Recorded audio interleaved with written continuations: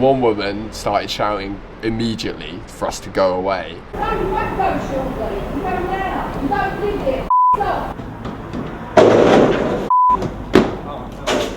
And between that and cutting his hand, I was like, maybe this isn't gonna happen today, you know? All the stunts are performed by professionals. Do not attempt this yourself. When we came to this spot, Leon was filming for Holding Weight, which was a project that I relied upon numerous people to like hold the camera for me. I hadn't been filming with him exclusively for it, but I think I filmed about half of that part maybe. When I get to work with Joe, I get a lot of like confidence and assurance that, you know, something really quality is going to come out of that. Having somebody that would have skill with the camera, patience with what I was trying to do. And I think he'd been filming for a little while for it. I think I was well in the groove of finding spots, going out on my bike, you know, like looking for estates. At that point I was really like looking at estates as such in South London. That was a bit of an emphasis at that point. So riding around the Kennington, Oval, Elephant and Castle area, particularly the Elephant and Castle area, was something that I was like really into. Leon's way of looking at street spots in particular is just everything's possible. This particular building is surrounded by what I would certainly consider like skatable terrain and attractive terrain. And given that it's got banks and hips all the way around the base of the building. If you put something in front of him, he will be like, I want to know what this feels like. I want to explore the feeling of riding up this bank or grinding that ledge. I somehow stopped on this area because it seemed to be a bit of a puzzle that needed sort of attention.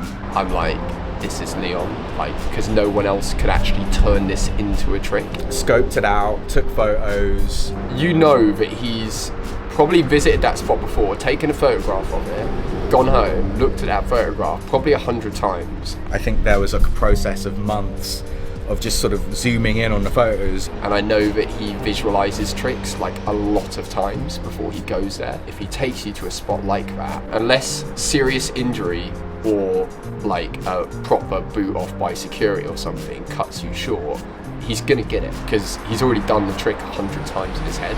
Really like looking at this piece of cladding here, which makes that sound. A nice sort of plank of a run-up, sort of walk the plank type of thing here. You've got a grindable surface and then a bank on the landing. I say on the landing, it's within reach, and I think those were the three sort of elements that made me really center in on it, and yeah, really just sort of wanted to put a plan in motion to come and skate it, really. It was just me and him, and we'd already filmed a line somewhere else south, and then he'd said, oh, there's this spot near here I've been looking at for a while. So we jumped on our bikes and cycled over here, and when we got to the spot, I was like, he was saying to me, oh, gap to topsoul on the ledge and then into the bank. To have purchase and control to get into the bank, I only thought of having like a topside lock. I thought he meant gap topsoul the ledge and then jump over it into the slope. So when I started filming it, Leon was kind of looking at me strange, and he was like, are you going to be able to see the bank that I'm jumping into from where you are? And I definitely couldn't because of where I was stood, because I didn't understand fully what he was doing. So normally we're quite on the same wavelength, but this time what he was doing was so out of the box that I couldn't even see like what his line through the spot was. And then when I saw it, I was like, oh shit, right, okay, yeah. That's gonna be hard. That's a long way to go from that ledge. It wasn't as sort of terrifying or dangerous or heartbeat out of my chest as much as it was like fairly awkward, which then sets you up for a little tiny bit of false sense of security about what's to come. I easily make it for the grind position, so then it's a case of how does it behave, how does it react, how does my body react to grinding on this sort of very untouched awkward surface, you know. So I think from there on out, I just started trying it pretty much straight away. Your job is always, when you're filming skating, to try and translate as much of how difficult that is to do with the camera. And I think it was really, really difficult with this spot because there's so many things about it that are like the run up is not good, and you've got this like big rut in the middle of the floor which you can trip on. It's quite a short run up, it's really narrow. From here, it's a disaster essentially, and you're having to aim over a down rail And down pretty much to an out ledge, which you've got these really sharp metal screws like coming out this much, and those are deadly. And he was like, I've just got to not put my hand on them, because if I put my hand on them, I will cut myself. You know, you miss that topsoul, and these are the stakes that are at play. You 100% get cut badly. Okay, so the plan is don't do that. That's the plan, is don't put your hand on them. I can't quite remember how that was, because I guess you become quite sort of encapsulated. You're in your own little silo of like, right, I'm here, my top side has touched the surface area, so it's like, okay, I'm a little bit closer to getting this now. And so I think it was numerous attempts where I kind of locked, then I locked with real purchase enough to see the bank, because firstly like, can I get onto it? Then it's like I can get onto it. Then it's like, can I get onto this and generate that purchase to go sideways, you know? You've got to lock the topsoul and be on it good enough to then jump off sideways to come into a bank the other side. Because it's not like you're dropping into a bank that's close to the grinding area. I have to jump across to it. It's not a short jump, it's quite a distance to get across to that bank. Which puts a lot of emphasis on the top side, which means that it's got to be like the most sort of topside reliant topsoul bloody ever. It is a really hectic spot. There's like train tracks just behind you. There's a main road on the other side. There was some interaction that was going on with some of the residents here, and I think before I even started skating, there was a huge consideration to the fact that like lots of people are living here, stacked on top of each other. It's public housing, it's adult social care. There are people who are in all sorts of situations of illness, and I wasn't particularly enthralled, I suppose, or pleased with the idea that I would cause anybody disturbance and ultimately that happened, you know, like really soon after starting.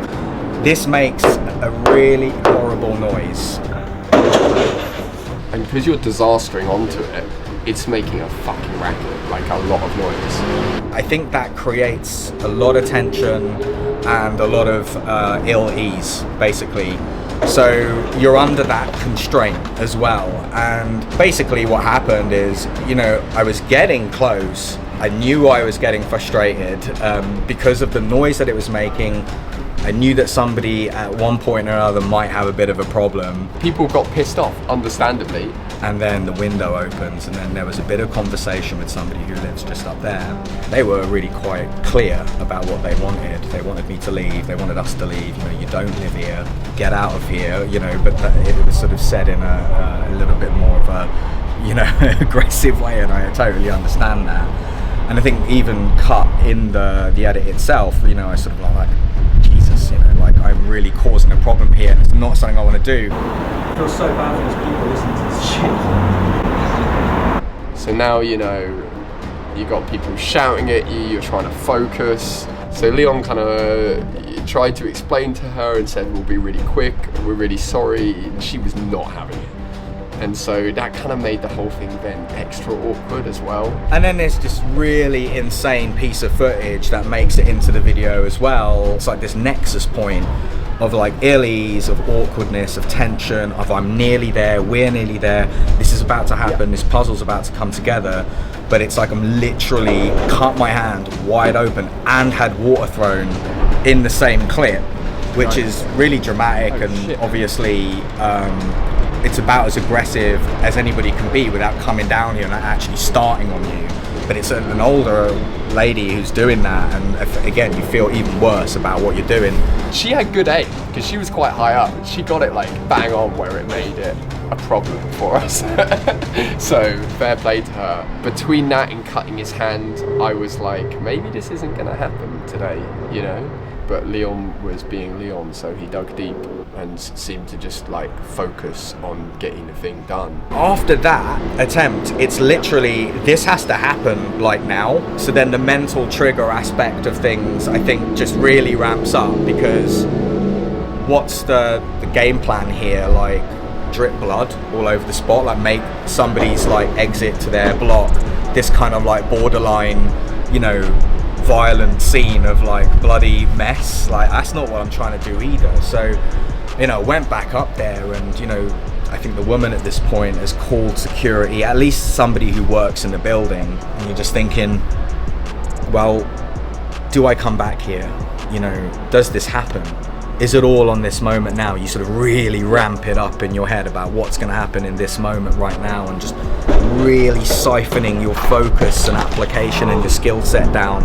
I'm bleeding, I'm wiping it all over my trousers.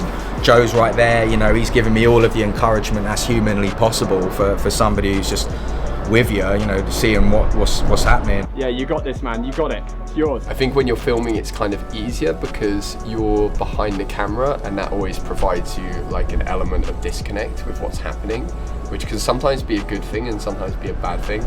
Leon was the one actually jumping on the ledge. He's the one who's got to have the conversation with the woman, and he's the one who's getting the water chucked at him. He's the one with the gushing wound from his hand.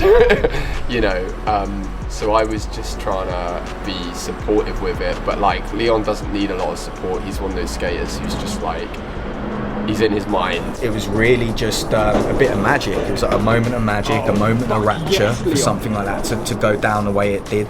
It happened in exactly the way that it had to, you know, topsoul, foot across, you know, the lead foot goes across, leaving the top side on there into the bank.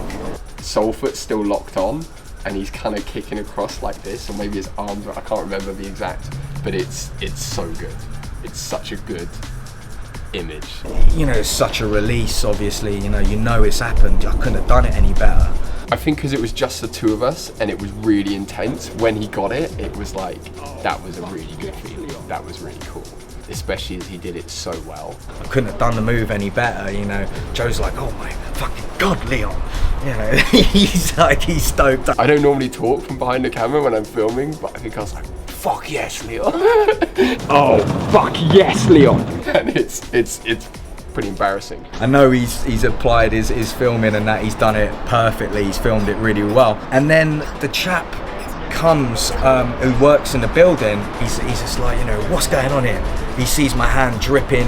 I'm just sort of like to the spot. I'm doing the you know, at the spot kind of thing. Yeah, it's such a weird thing to do. Like, fuck you at an inanimate thing that I'm wiping my skates all over. But I did all of that, and then he's like, are you all right? I'm like, I'm fine, and like, we're going to be leaving, and I know that we've been causing a bit of a racket here, and not to worry, we're out of here. And you know, that was it really, and it was just sort of a really magical day, because I remember like Joe and I afterwards, I mean, there wasn't any skating going down after that, you know, we had to calm down from that, and you sort of debrief from being in a situation out in public like that, you know.